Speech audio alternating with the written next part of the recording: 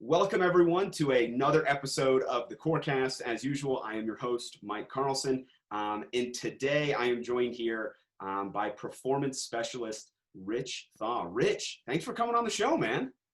Thanks for having me, man. This is really exciting to do this, actually.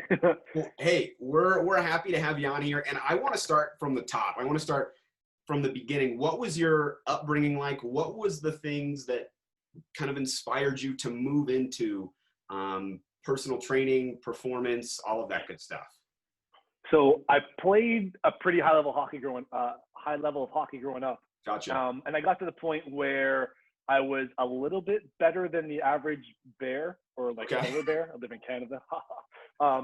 But I wasn't good enough to be a sure fit for the next level up. And I wanted to make that next level. So I was gravitated towards strength training and working out. I didn't really know what was going on in terms of training. I did like the whole bodybuilding.com, like men's health route. Yeah. Then finally connected with a trainer who had ties to Mike Boyle and kind of followed his thing. Okay. Then I figured out that it helped tremendously, as it obviously does. But I was 15 or 16 and super naive. That helped me make the team the next year. And then I kind of fell in love with like the intricacies of training as well as like the performance outcomes in sport. Then did a mentorship with Mike Boyle, an internship with Mike Boyle. That was 2009. Came back here, started the athletic development program for hockey players and other like basketball or football, but predominantly hockey. And that was pretty much, and then I ran an internship, and then a mentorship, and then I opened up my place in Power, my company in Power. Nice. There. So Mike Boyle, he's obviously a guy who is, incredibly well known in the strength and conditioning, the performance training, that whole world. What was that like learning under him? Because like you said, you had a mentorship, an internship. What were some things that you learned as a result of that? Because I have to imagine it's just a master class in a whole lot of different things. Yeah, so it wasn't just, it wasn't Mike Boyle the only person I learned from. There was an amazing number of staff members there, many of which have gone to do amazing things like right now. So most notably, the ones I worked with the most, one of them is a phenomenal women's strength coach named Nicole Rodriguez. Okay. I believe she's out in Poland right now doing unreal things. She definitely whipped us and shaped me specifically. So there's also Jamie Rodriguez, who is with the Rangers right now. He used to be with the Devils. Joe Lawrence, who was with the Devils. There is also Kyle Holland. There is Anthony Mirando, also, who is with EXO. So all these people who were my intern coordinators, so to speak, are my mentors, in addition to Mike himself. So Mike obviously had a lot of stuff going on, and I took the extra step since I'm from Montreal. Yeah. And this internship was down in Boston. I took the extra steps to go ahead and be like, hey, Mike, would it be okay if I spend some extra time early in the morning? Crack a freaking dawn early. It was like, be there. The workout was at 5:30. Workout started at 5. So I lived, if anybody knows the Boston area, I lived in Billerica, which is, I think, like a good 40 minutes outside of Boston. Yeah. So I spent 3 days a week going there in the morning to shadow Mike and help out with the BU hockey team, the Boston University Division I hockey team. So if anybody's not familiar with hockey, from D1, they go straight to the show. They go straight to the NHL. So these guys are pretty high-level trainers, and I got some extra experience and exposure through that. I also got some more one-on-one time with him, and he was very understanding and compassionate and helpful, yet stern, strict, and direct. Gotcha. So it was an awesome experience all around. I've never worked so hard and so many hours, been so dedicated to something in a very long time. And that really that summer taught me like the epitome of hard work and dedication. Like that's all I did was eat, sleep, breathe, coach, train. Yeah. That's it. Like maybe eat every now and then. Like that was it. Well, I got to imagine that, like you said, work starts at 5:30. So, if you're putting in all the extra hours you're just, I feel like you're going more than 12-hour days, right? And you're just learning much from all these people. It was so we had to be at MBSC for, I believe it was 10 to 6 or 6 or I could be just making this up, but it was early, man. It was because remember I used to wake up at 3:45, 4 o'clock. If I saw 4:10, like I slept in and I'm screwed. So yeah, it was yeah. I remember some Fridays, so we worked Monday through Thursday straight. Some Fridays I wouldn't even do anything. Like we had Friday, Saturday, Sunday off. Yeah. I just passed out. I'd sleep all day because I'm exhausted. Yeah. And we'd work until the last group is done, then clean the facility, then have a breakdown as an intern like team. Nicole would do a breakdown, or Jamie would do a breakdown, or Anthony or Kyle would do a breakdown. And that would be it. So I'd be home. I remember vividly multiple times, like cooking dinner for the next day because I had no more food at 10 p.m. outside. Wow. Yeah. So, but that was, I went down there for one purpose, to learn and to coach and to absorb. So like, that's all I did. Totally. And as you look back on that, and, you know, I would say just an incredible experience. As you look back on that experience, what are some things that you learned? What are some things, you know, maybe they don't necessarily have to apply to training, just to life? I mean, that was just, like I said, just an absolute packed period of time. So I have to feel like there were things, you know, takeaways that you bring with you, you know, to this day as a performance specialist. Oh my God. Yeah, tons. So one of the things that really stands out is the idea that you should respect whether you believe what somebody is saying is true or not, if you're respectful of that person, of not only what they say, but also, since they are in a position of seniority, it's okay to ask, like, and to not agree with it, but do it in a constructive manner so everybody benefits. So it's not just like hey, my ego is bigger than yours. One of those situations. In terms of the strength and conditioning side, like you saw so many athletes go through there it really was just like 3 to 5 years worth of coaching experience crammed into like 2.5, 3 months. Wow. It was phenomenal. So it was great from a coaching experience standpoint, from a confidence standpoint, from a like either you understand it, you're comfortable, or you're a fucking train wreck. Excuse me. You're a train wreck, and then like that's like you're done. Like yeah. So the big thing is, if you're gonna say something, say it with purpose, and say it with passion.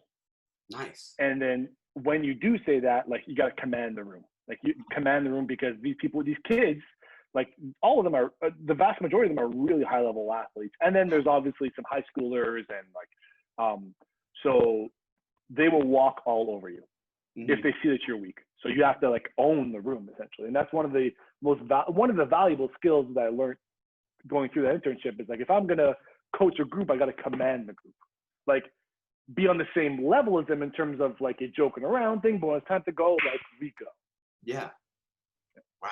I absolutely love that. So you do this just intense program, and like you said, you cram 3 to 5 years of experience into an incredibly short amount of time, and then you decide to go off and start Empower. So, you know, I imagine that once you get out of that program, there's a whole lot of different paths you can go. So what led you to starting your own practice, own business? What led you to starting Empower? So actually, Empower was not right out of the gates from the MBSC internship. So I came back. Yeah. I was the person who introduced me to Mike Boyle. His name is Don White. So he was a mentor back here in Montreal. I came back and I was working with him at a space called CORECAST. So I worked there for roughly 10 years. Wow. Yeah, and I was working there. So there we started the athletic development program. There I ran the internship program and the mentorship program. And built up this program to a place where it was phenomenal. And then I branched off on my own in 2017, but let's just say like January 2018, December 2017, so January 2018, and started Empower. Okay. And then COVID. So here we are in my training facility. I mean, my garage. You know, like, yeah. Wow. So tell me about Empower. I mean, what's the mission? Obviously, we know, a lot about it through Anchor, but I mean, tell everyone about your training philosophy, how you go about, training people and building stronger people. Yes. I mean, it's pretty straightforward. You may see some of like the cool stuff on Instagram, but that really is a highlight reel. Like, in complete honesty and total transparency, I want to be very forward with always in everything that I do. Like, it's a highlight reel, and I'm kind of playing the game a little bit as Yeah. everybody is.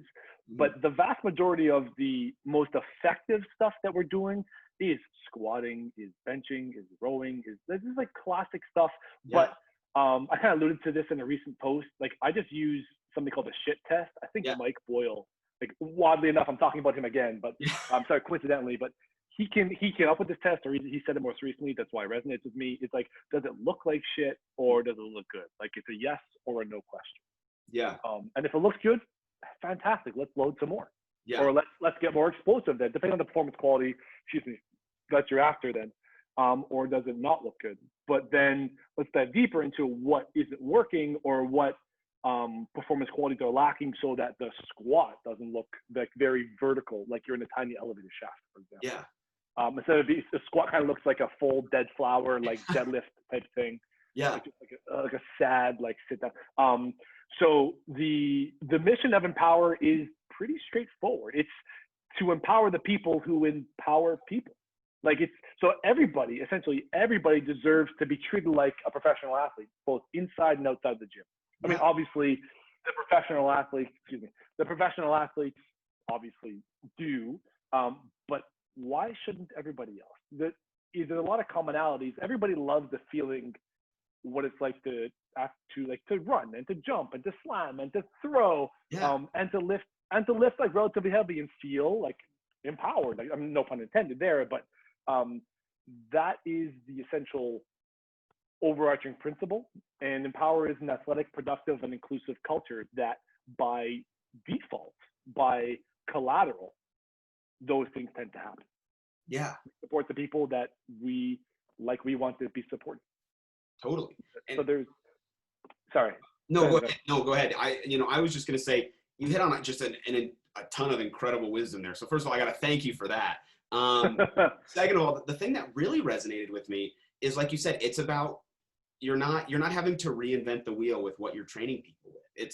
It's about doing, the basic things that humans do, like a squat, like a row. And if you can do those things, like you said, maybe we make it a little more explosive. Maybe we make it a little more, heavy. Maybe we try something different. But I mean, you're not having to, have someone jump through literal hoops to get stronger. It's just doing simple better than everyone else. And I think that's at the root of any great training is just do simple better. Yeah, thanks. So like that's something I tell to a lot of people who are like, hey, what type of training do you do? Like, tell me what Empower is about. And I'm like, so I'm a human performance specialist. Mm-hmm. And performance is defined by what matters to you, because that's what matters to me. Like, I could be after, I don't know, a 405-pound front squat, which is cool and awesome, but like maybe you don't care about squatting. You just don't want your back to hurt anymore. You want to like put on a little bit of muscle in your legs. So like I wouldn't do squats for you. I'd probably do some sort of split squat variation. I'd make sure that you are like very vertical and very stacked, like that elevator shaft type squat or movement that we briefly touched on before. Like these are the qualities that matter very much to the individual, and we keep that in mind when we first have that intro conversation with the person. I tend to get to know, I'd like to get to know the person behind the like athlete, client, trainee, whatever you want to call them, because that's the person that's going to need to feel acknowledged and seen and heard to, one, like buy in, and two, get results. Yeah. That's incredible. I think it's an incredible philosophy. And like you said, everyone wants to feel like an athlete at the end of the day, whether you're, going down to your rec center and shooting hoops, or you're a runner, or you're a golfer. Everyone wants to feel like they're doing, something athletic. They're moving their body in a way that to them feels productive and feels well. And I think, like, to your point, you do a great job of sitting down and scoping that out at the start. So I absolutely love to hear that stuff. Thank you. There's actually something that's been happening, not on purpose. Actually, this was in the main core values of Empower from the get-go, from the inception. But it's been happening on its own, which is amazing. So you're familiar with the sport of hockey, I imagine. Oh, yes, very much. Yeah. Right. So there's one unwritten rule revolving around the goalie. Yeah. You happen to know what that is? Oh, you might. I'm going to leave it to you. You're the expert. I mean, Cool. No, it's fine. I'm kind of seeding you here, man. So like, if for example, I run your goalie. Yeah. what happens to me, the You're person in who trouble. ran your goalie? Oh, you got a target. Yeah, exactly. I can get my ass kicked, and like whoever kicks my ass, like punched or whatever, like they'll probably get a penalty, maybe thrown out of the game. Like there'll be a fight ensued. There's a whole mess, but like I'm the instigator, therefore I get like the beating. But you, as the person who gets the penalty, like okay, you did wrong, but it's okay. Yeah. Because you stood up for somebody that potentially like shouldn't have been. Totally. Or run or whatever. So that's the overarching principle. We protect you like you're our goal. Yeah. And everybody does it. So that's what has been happening over and over and over again, just by alluding to that, not saying it directly. I mentioned it directly after the fact. Totally. But one thing that everybody knows very well is we protect everyone as if they're our goal. I love that. That's the power in a nutshell. And that should be the way that people are trained and that people are taken care of. Is you want to feel protected. You want to feel, I mean, working out for so many people it's a stress relieving experience. It's a, whatever you want to call it. It's an integral experience of people's lives. And if you're not feeling protected, you're not feeling, like you're being looked after, it makes it a really bad experience. Agreed. Very much so. I love that. I absolutely love that. So thanks, man. This is already a ton of fun. So I'm grateful. One thing I want to dive into is you've interacted with, you alluded to it at the beginning, you've trained a lot of professional athletes, a lot of people who, just perform at an incredibly high level at their job and need to perform like that. What are some things that you've learned, along that? It doesn't necessarily have to be in the strength and performance area. It can be in the life area. What are some things that you've observed, you've learned across kind of all facets, looking and seeing these athletes and training these athletes?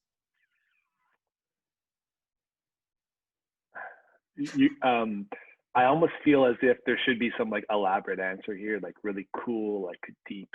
Everybody is a person, like everybody. Okay, so here's interesting, or maybe not be interesting. Every mammal craves attention, but only humans crave acknowledgement. I love that. Yeah. So regardless if you're training like an NHL vet, if you're training Wayne Gretzky, since we're on the topic, if you're training Wayne Gretzky or some dude who has the potential, who is being looked at to potentially be signed by the Nashville Predators, just to say a team, or Detroit, whatever team, like some guy who's made it and then obviously is somebody versus a pure nobody, a maybe somebody, or like everybody just wants to feel looked after, cared, and feel like they belong. Totally. Period. Yeah. If you take care of that person, independent of the performance qualities they need to get to their level or where they're lacking or whatever, take care of that person, and then you're going to achieve some serious results. Totally. They're going to buy into the program. And like, although there are some differences from the way we do things in Empower versus some other companies, I don't know. So I don't know what those things are, but I don't know other companies. So I don't know what those things are, but at the end of the day, if you address that, they're going to buy into your program, and all programs work to some degree. Yeah. Totally. Like all diets work if you're consistent with it. Like all training programs will improve you at something, whatever you're consistent. If it's a training program of 1,000 burpees a day, like we're going to get really good at burpees. Yeah. No matter how useless they are. Like, you're going to get really good at burpees. But yeah, so that's essentially, so train the person, like talk to the person, figure out what they want and what they need. And secondly, I think it's important to note, to not be afraid to refer out. To be like, hey, I have no idea what the hell is going on. Like I'm hitting a roadblock, get some sort of like manual therapist type on your team, athletic therapy, osteo, chiro, whatever, physio, all that stuff. Or speak to other strength coaches. Like I think just dropping the ego for a second and realizing, hey, it's not about you being like the superstar strength coach. It's about the athlete getting better, and you are merely the medium on which that person gets better. I mean, the tool that person's using to get better. Yeah. The sooner you realize that as a strength coach, then the sooner your athletes will have more success, and therefore you will have more. I love that. And it's something we've heard, across the board. And in our first episode, we talked to a trainer here locally in Denver, and I asked him the same question. So it's a little deja vu for me. And he said, you have to train everyone, as an individual. We're not in the one size fits all game. We're not in the, we're going to look out and apply this same exact thing to every people. It's, I'm going to train you, the individual person, because you're going to have strengths, you're going to have weaknesses that are different from the next guy. And that's going to be different from the next guy after that. So I think it's, such a brilliant way to train people, but, to kind of a theme of this conversation, it's very simple. It's not rocket science. You're just doing something that is you're doing simple better than everyone else. Yeah. I mean, I like to think so. That's a terrible thing to say. I love it. Yeah. I take that back, but also I'm saying that, okay, I joke a lot. That was clearly a joke, but no worries. It seems to be working very well for the people that we have the opportunity to work with. Yeah. It's working great for them. So for like perfect case in point, like I was training people this morning. One person was doing a Zerker squat, like the barbell in like the crux of the forearm, so those audio people. And another person doing a goblet squat. Another one had the power block dumbbells behind here. Was like, it was just weird to hold the weight on that way. So we did 2 dumbbells squished together, holding in that position. And so we had 3 different people doing 3 different variations of squatting, but everyone was squatting. Yeah. And that's the beauty of like this individualized type programming, is like we can still go off the same patterns, but in different loading sequences or in different loading patterns. Yeah. That's awesome. So I want to segue into something you alluded to it a little bit earlier, and you mentioned it, you kind of teased it for me. So I appreciate you doing that. What has it been like for you training in a quarantine? I mean, you talked about your garage is right now kind of the main spot. What's it been like? What have been some challenges, but also what have been some really big success stories, training in a little bit of a different environment? Challenges, I'm at home. Like, I mean, being home versus being in the gym, it's like I'm tied to the house all the time. Yeah. In a good way and in a frustrating way. But now I've definitely adapted. Like, it's great to like, okay, I'm done. See you later. And then go upstairs to make some food versus like, shit, I gotta go buy food. So that's really good. The weird part is I'm home. The good part is also, I mean, it's honestly twofold. Like, I don't have a huge training facility to do like jumps and runs and a bunch of people like training in a group. Like, we can't really social distance in this, I don't know, 500 square 2-car garage. Like, I have enough room, so I stand on like this side, as you can see with like the yoga mat down here. I don't care where I stand. And people train on this side. Yeah. And I have the turf for like, it's not a sled push, it's more of an aesthetic thing. And like, I divide the garage too. As well as I have like, so if I open this garage door, I have like a alleyway in there that people can use, plus like a micro hill we can do some like sprint starts with. There's a park steps away. So like, there are major pluses, but it took some adapting to and the program obviously has to be adapted because like, I don't have a cable machine. Totally. Like, I can invest like 2, 3, 4K to get a cable machine, but like, where the hell am I going to put it? Exactly. I was actually looking to something like a Kaiser, but I was like, it's really expensive to have in my garage. I got to bolt it to the floor. Like, these are some things you really have to think of, especially like in the winter. This is going to be a garage again. Yeah, exactly. So actually, I mean, without bringing up directly the Anchor product, like it was a phenomenal fit because you can see it kind of right there above my finger. Yeah. So like one right there above here. Let me try to line this up. Above my finger, that's another anchor. Yeah. And then I have another anchor, my squat rack, which is right over here. But like, it's super easy to use and move out of the place. Like with the cable machine, it would just be there and that's it. Yeah. Like, to move would be a pain in the ass. But being, being innovative with the space and the use of the space, being adaptable. I think that's one of the great qualities of really good strength coaches. Not saying that I'm one of them, I'm just saying having those qualities. Is there's people who do this way better than me. It's just being able to be like, okay, cool, I only got this. How do I get like this type of performance outcome if I only have like, I'm a bit of a MacGyver. I have a toothpaste, a mango, and like a paper towel roll and some hand sanitizer to get COVID. How do I get this guy stronger? Like, but that is what a garage gym is like. And and I gotta believe, playing within those constraints, it'll make you a light years better trainer once kind of all the quarantine stuff is lifted. If you're like, I can get someone stronger in a 2-car garage size space, put me in a gym, give me all the tools, and I mean you're pretty close to unstoppable at that point. Yeah, exactly. I mean, I'm very fortunate to have decent amount of tools in here. I have everything that I would need, minus a treadmill, but like it's summer, so go run outside. Exactly. Yeah. Yeah, and like that's really everything that I would need. So the big thing is like space, like in terms of the types of training, like something, again, pulling it back to Dancor. I love to use these power type drills, whether it be body weight, like jumping or running, anything like plyo-ish, some med ball stuff. So I'm fortunate enough to have a concrete wall outside my garage. Okay. But for example, if you want to put some extra load, I have the ankle. Yeah. And that's something you can really rip on, and it doesn't move. Like it's stuck to the wall. So being able to move and stuff like that in a larger space, fantastic. But we don't have that larger space. So you have to kind of be like innovative with the types of drills that we use, which are kind of like quarantined, no pun intended, because there's not much space to move around, right?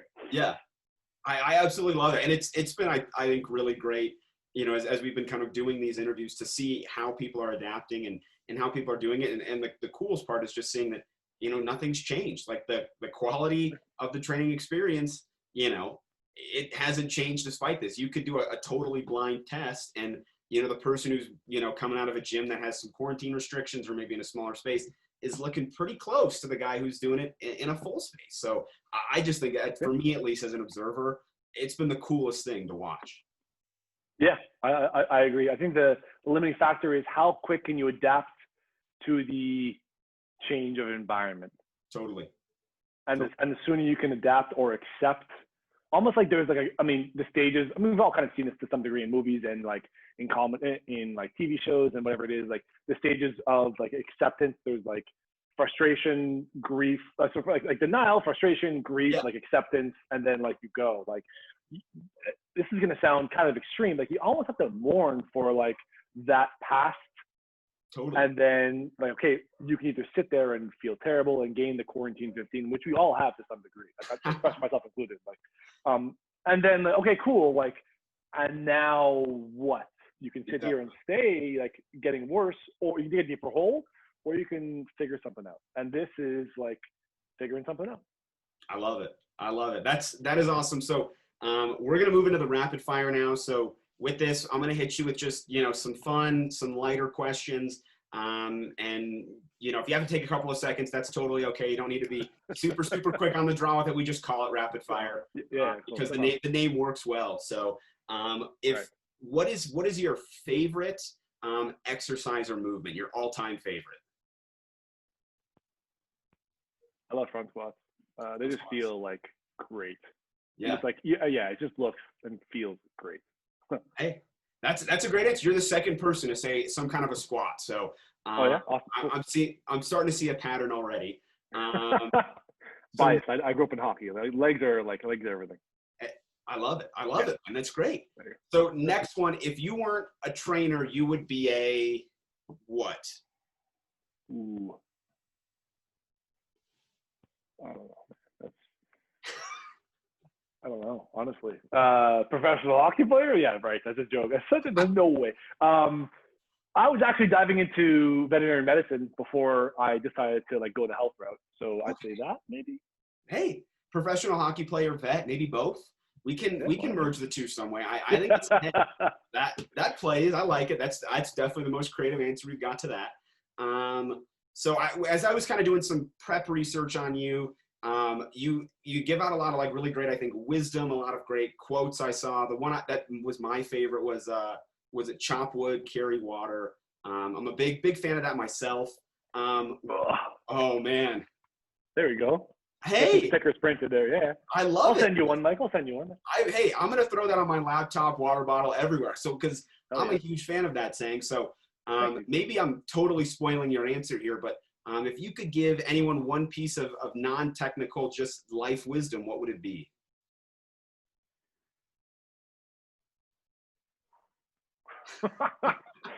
That's like, what's the best exercise?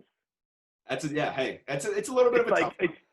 Yeah. So, So best advice, non-technical anything.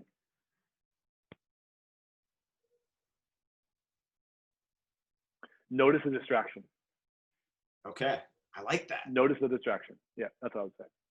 I absolutely love that. Is there any background for that? Any reason for that, or just was that something that really has just kind of clicked with you?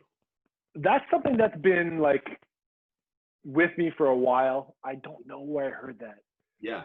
But none of these ideas are my own. Like none of them are my own. Mm-hmm. They've kind of been inceptioned, or I heard it in a book, or I heard someone say it somewhere sometime. But I found that I've constantly been distracted with school, with whatever, with hockey, like always wanting to do like the next thing. Yeah. And then once I went through a pretty gnarly concussion that knocked me out of like life for a year, like coaching, everything done for a year. I put on the side.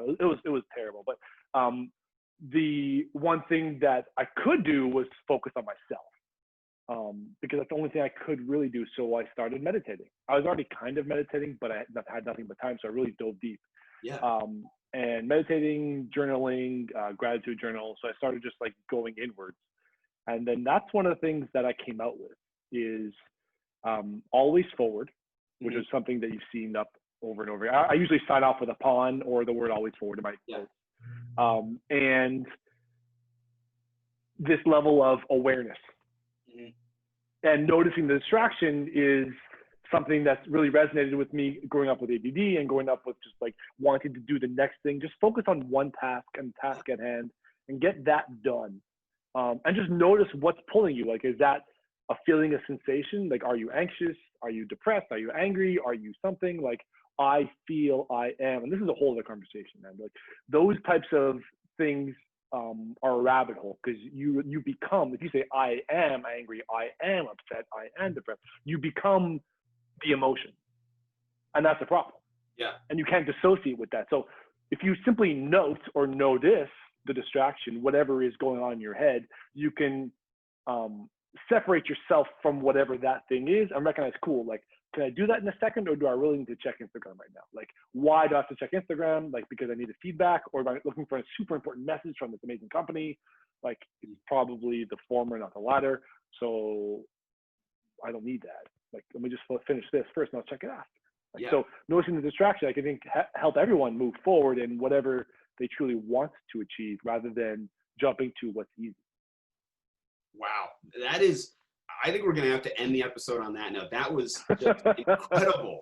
Oh my, I think it's great. And before we wrap up, where can everyone find you on social media? I want to make sure that the team anchor is showing you some love on social media. So where can we find you on social media?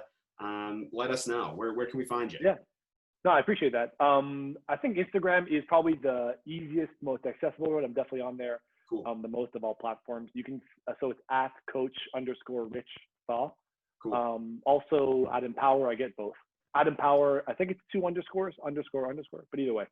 At Empower, it's spelled EMPWR, EMPWR, as you can kind of see here. But yeah, it's a beauty.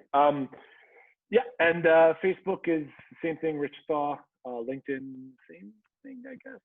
I check the platforms kind of often, probably too often, in my opinion, but like all of us are there. Hey, we'll send some notice the distraction. We'll send some love to you on Instagram, but Rich, this was just absolutely incredible. We're grateful to have you on.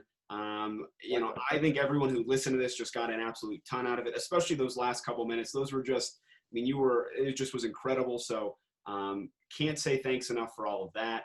And we definitely got to have you on again. I feel like we could do a whole other 3 shows about just a lot of different things, whether it's hockey or mindset or meditation. So we're definitely going to have you on again. But more than anything, we can't thank you enough for coming on.